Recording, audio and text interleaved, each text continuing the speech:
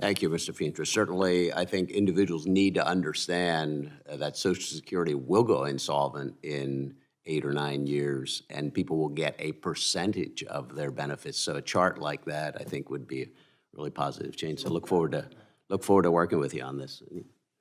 Any comments, Mr. Chairman? All right. Okay. Thank you.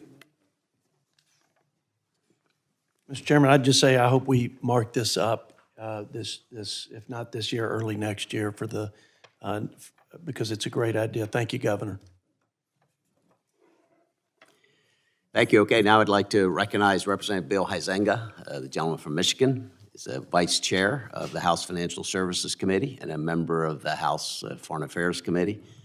Mr. Hanger also has done a lot of great work as the Republican co-chair of the Bipartisan Fiscal Forum and has been an outstanding voice in talking about a fiscal commission. You've co-sponsored the bill or introduced the bill regarding the fiscal commission. So you've done a lot of great work. So I appreciate you being here.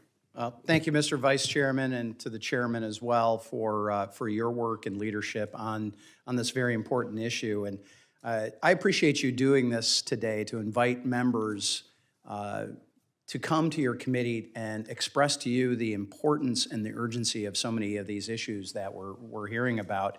And just as I did when I testified here 2 years ago, I'm urging that the Budget Committee take action on the Fiscal Commission Act. While the legislation is unchanged since it was amended and passed by this committee, which was a significant accomplishment, on a bipartisan vote of 22 to 12, our nation's severe fiscal crisis has only deepened. And I was reminded of that when Representative Kamek was talking about her own 3-month-old daughter being born and saddled with $500,000 in debt because of our national debt. I have 5 kids who are now mostly adults, and I anticipate grandkids at some point or another. And it's tragic what we are doing to those future generations, our kids, our grandkids, and other future generations of this great country.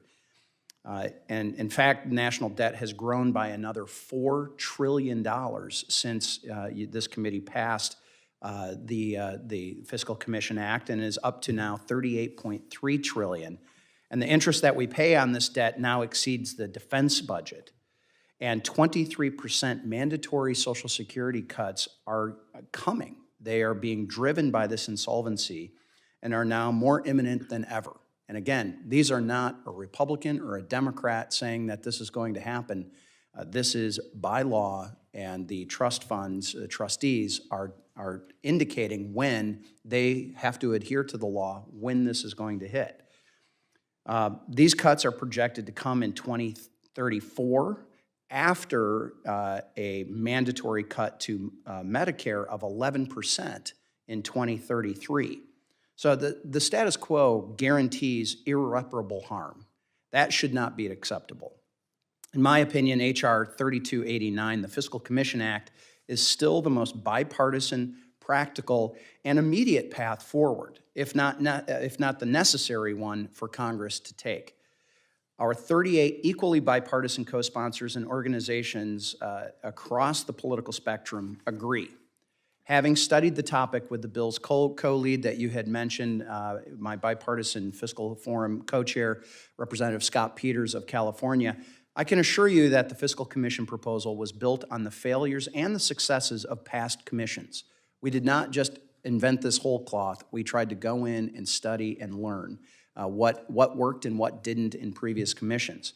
Our commission proposal features equal representation from both chambers and parties. It's transparent and focused on clear goals. It retains Congress's constitutional duties and has real outcomes and actions. Specifically, this bill forces Congress to vote on a package of proposals developed by this bipartisan, bicameral fiscal commission. The 4 corners of congressional leadership each appoint 4 members, 16 in total, made up of 3 colleagues from their chamber and 1 non-voting private sector representative from the outside. This commission must craft a package of recommendations that meets clear goals that are detailed in the legislation to both improve the fiscal situation in the medium term and to attain and achieve a sustainable, debt to GDP ratio in the long term. For any recommendations related to federal programs for which a federal trust fund exists, the Commission must improve their solvency for a period of at least 75 years.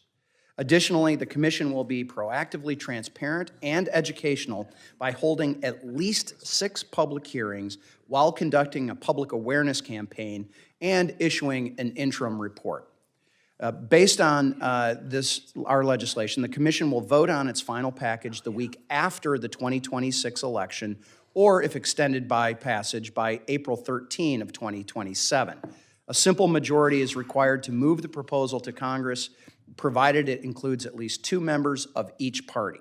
And finally, once submitted, Congress is required to vote on the recommendations without amendment and without delay under expedited procedures in both chambers.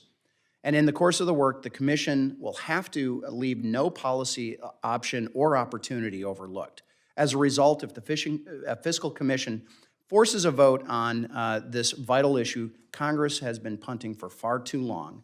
So let's be clear, it's not going to be an easy vote by any member, both in this committee or on the House floor, or when it comes to a final product. So it's not going to be easy. We know that.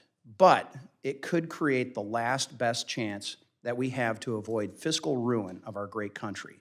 So as I started, let's do this for our kids, our grandkids, and future generations. And I appreciate the opportunity to be with you. Thank you, Mr.